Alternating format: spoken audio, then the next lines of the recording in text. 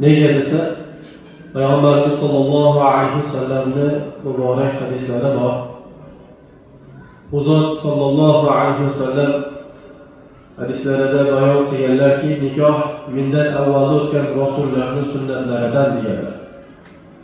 Odam alayhissalom bilan Havvo o'rtasida bog'langan, momo Havvo o'rtasida bog'langan nikoh siz va biz yashab turgan davrga qadar joriy bo'lib, bardavom bo'lib bog'lanib keldi. Bu katta mo'jiza. Nega desa, odam alayhissalomning qachon yashaganligini insoniyat bilmaydi. Aniq dalil hujjatlar bilan bayon qilib bera olmaydi. Eramizdan avval deydi, eramizdan keyin deydi. Iso alayhissalomning tug'ilishligini e'tibor qilib, miloddan avval deydi, miloddan keyin deydi.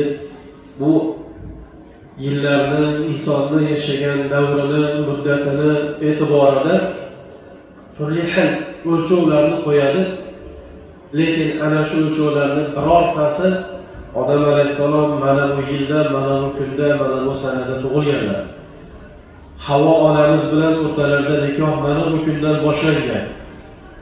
Mana bugungi sanani hisob qiladigan bo'lsa 27-oktyabrda palonchilarni to'yi bo'lganda, to'y bo'lganlarni zikr qilayotgani singari odam alayhissalom bilan momo Havvoning o'rtasida nikoh mana bu sanada bog'langan deb ayta oladigan hech bir ma'lumot yo'q.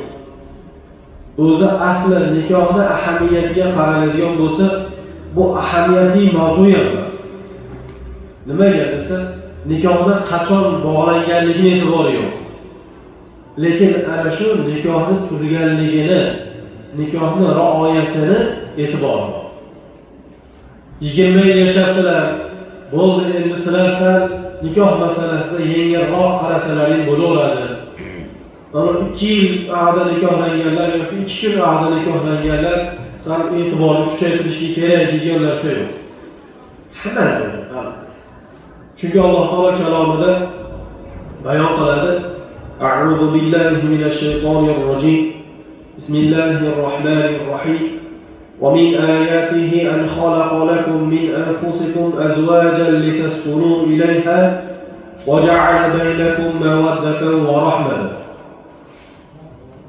Bu oyat karimada Alloh taolo aytayaptiki, sizlarni bir-birlaringiz bilan juft bo'lib, bir-birlaringizdan taskin oladigan, sokinlik oladigan, bir-biringizga mehr oqibatni ko'rsatadigan muhabbat bilan yashashligingiz Alloh taoloning eslatadigan alomatlardan biridir.